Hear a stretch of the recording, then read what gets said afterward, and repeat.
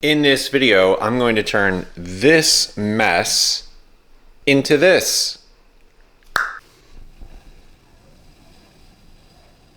So I put my WT Micro body together and my son looked at it and said, "Dad, I want that." So instead of kind of handing the keys over and letting him drive this, I decided I will make him one of his own. If you're curious as to that build, I have a previous video which I went over that one in detail. But one of the things I do want to call out is this body was black before and I ended up getting a new one, and the reason I did that was two things. One, I think the appeal of this thing to me was the fact that it had all these cool details in here, and when I painted it that dark color you really couldn't see that a whole lot. I mean, it was kind of hard to see like the door handles and like the hinges and stuff like that. So I thought, well, I'm gonna go with the lighter color body because then that kind of brings out the accent pieces here.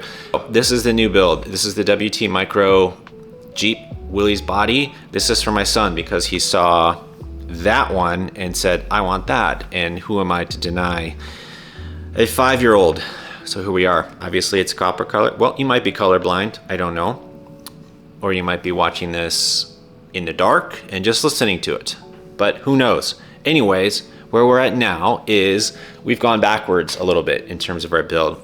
I ended up getting a stock chassis rail because on the WT Micro site, he was talking about, well, he wasn't talking, but in a description, it said this will work with a stock chassis rail. And I thought, well, I have 10 of those things laying around somewhere. And then I went to look and find one and I couldn't find one. So I ended up buying a stock chassis rail, which is like ridiculous, right? I mean, whatever.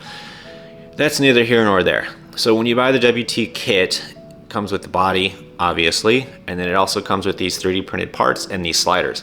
This is cool because it just kind of bolts right on and it forms a really nice kind of seal underneath. So you have that nice flat surface. I actually like the flat surface, class 1, I believe it's called. Anyways, let's get into the nuts and bolts of this build. While we have it over here, these are super cheap, very cheap. I think these are like $12 Amazon links. I'll put them in the description below. Endura flat skid plate. What's cool about this one is you can run this either direction. By that, I mean you can run the motor forward or backwards, and you don't have to necessarily change the mounting position of the motor. Just bolt it up and then flip the skid, no problem. One of the links did break, again, because these links were super cheap. So I just found an extra trail one and I threw it on there. These are the WT Micro sliders. These are super cool because they just align perfectly with the body.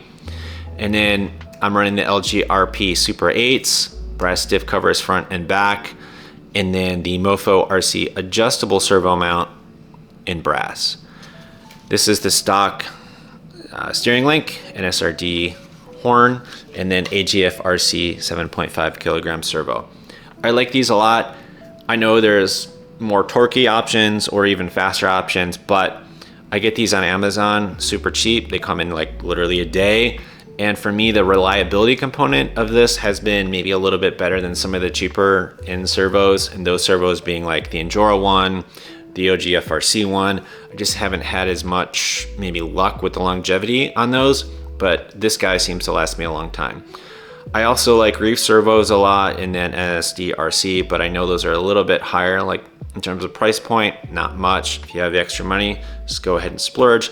But since my child is going to be driving this one, this will work. I know a lot of people do cut these rails off, but what you can do is when it comes from the factory, it's a little bit more narrow. So I just take my fingers and just go like this and just bend it just a little bit, because then you're not going to get any clearance issues or any binding. So it doesn't take a lot to do this, and you don't even have to be a super strong person. Maybe find the weakest person you know and tell them to go at it.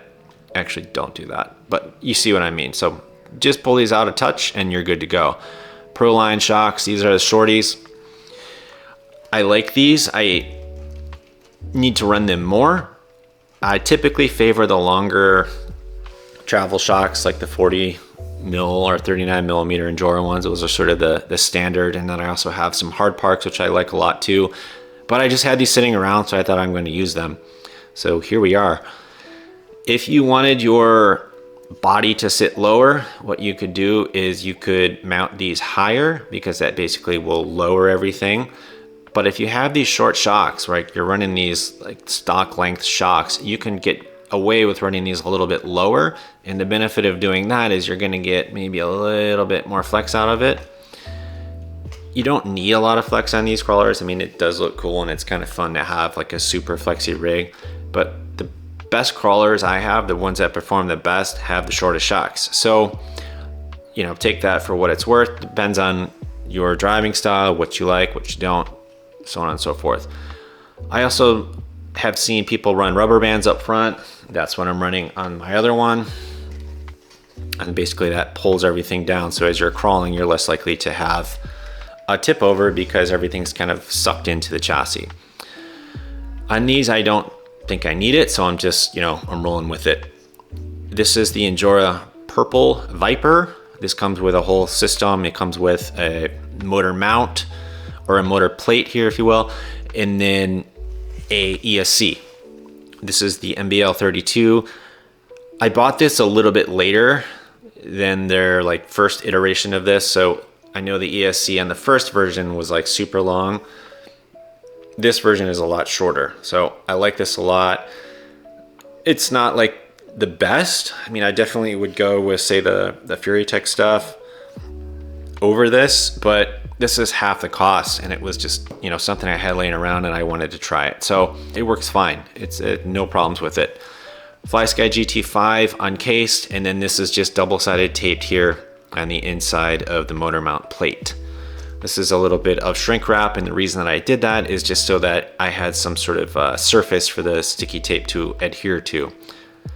I like to take the cases off of them because I don't run in really dirt, sand, water, or anything like that. I mainly run mine on my indoor course, which is foam and grout. And then I've got some zip ties here for wire management to just kind of keep things in place. On this side is where the battery will go, and this is a JST adapter. I will link these in the description below as well. You could run the stock battery here with this connector, but I like these Palm Beach batteries or Palm Bots batteries a lot. And then I also have some other battery options which I like a lot too. I will link everything in the description below. The Amazon batteries I have are good and they fit, and they're 400 milliamp hour batteries, so I mean I have no problems running those here. And then here I'm just running this double-sided, or the Velcro here that I like to run. I think this build came out really good. I think it looks cool. It does really well. And what more could you ask for a hard body RC?